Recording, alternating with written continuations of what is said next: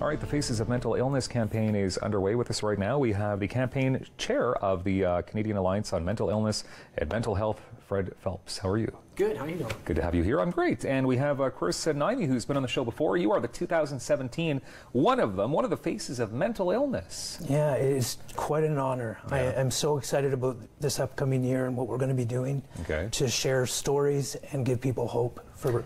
And thank you as well for obviously coming out and telling your story, because it can't be a very easy thing to do, to be so public. You're on TV right now talking about it. You know, I look at what I went through as, you know, it was a difficult time, it was awful, but it's the reason that I'm doing what I do today, which is, you know, sharing my story, giving people hope, making them realize that healing does happen. And to be able to do that, it's an honor. It's an honor just to be chosen for this and have a bigger platform to do it. Okay, so Chris, we'll get to your story and we'll get to exactly what it means to be a face of mental illness coming up in moments. But Chris, Fred, to be a chair with the Canadian Alliance on Mental Illness and Mental Health, I mean, it's a long title for an organization. It's a mouthful. What do you call it, though? CAMMIMH, lovingly called CAMMIMH. CAMMIMH, okay. So CAMMIMH is a national organization. It's a coalition of 17 organizations. Very unique in the sense that we represent people with lived experience and those that provide mental health services. And so our main focus is to advocate for mental illness on the national level, advocate with politicians and with government to make mental health a priority, but also to really destigmatize mental illness. And this is the 15th year in which we've done Faces of Mental Illness. And Chris is one of 5 of the 2017 Faces of Mental Illness. And really, if we think about it, 15 years ago, to have this conversation about mental illness and it be out in the open and out of the shadows, it really was something that's why we continue moving it forward each year. I would not be sitting here 15 years ago. And when I was diagnosed in 2001 with bipolar, I made a decision to hide my illness. And it was because of stigma. And now we're trying to encourage people to speak up, because the only way you're going to get help is to speak up and say, I need help.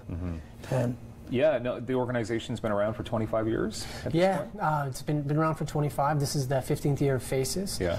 Mental Illness Awareness Week is in October 1st to 7th.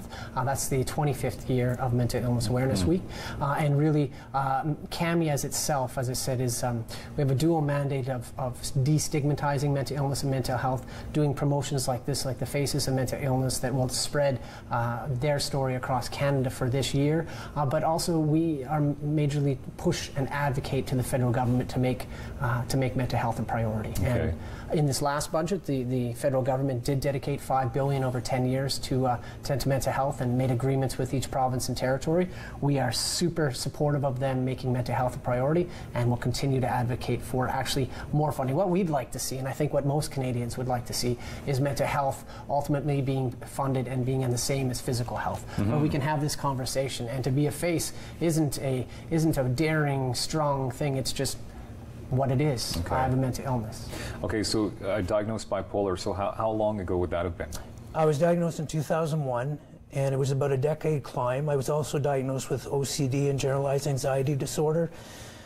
I went through a lot for many years, but in 2007, I picked up a pen and started to write my story, and it just gave me purpose in my life, meaning, just wanting to continue.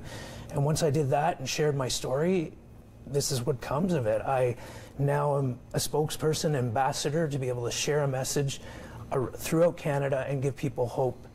Let them know that, you know, mental illness is very difficult, but we can, as a society, open our hearts for people that are struggling and suffering. So what does it mean then to be a face? What exactly will your role be over the course of the next little while? As a face of mental health, I will be sharing my story on a bigger platform. I will be going to many different events to talk about how we can fight stigma, how we can give people hope, what are some strategies for healing, what did I do, what did my fellow members do to get their lives back on track. And it's basically a reach out to show people that they're not alone. And that's a huge thing, because when I was going through mine, I had my family around me. Not everyone does. And there's a lot of people out there that are by themselves. So we're trying to give them a face. I'm just a regular face, I'm a regular person, but I have found a way to be able to share my story and find the help that I needed. So this is what I'm trying to get others to do. Speak up. We speak up, we change lives. So Fred, would you say that the best way to not cure, but take care of this issue, services, like to help out people? Oh, I think there's there's many different aspects to it. First is to destigmatize and allow people the opportunity to come out and say, I have a mental illness. Once someone has that ability and takes that step, they need to access the services. And that's where a lot of organizations like CAMMIMH come into play, where we push for more access, push for the funding, to move funding from 7 to 9%, so about almost $777 million per year the federal government needs to put into place for mental health to be put on and funded on par with physical health. Wow. So we can continue to push that forward that way.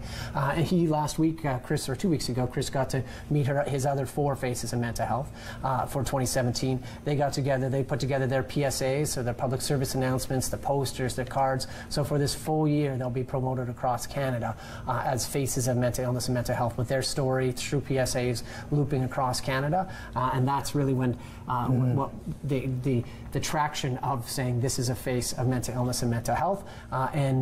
But you're absolutely correct. Once we get to the point of continuing to destigmatize mental illness and mental health, we need to find the money to be able to allow people to have access. All right, well, Chris and Fred, thank you so much for what you're doing to put a face to this. Thank you. Thank you for having us here today. And thank you.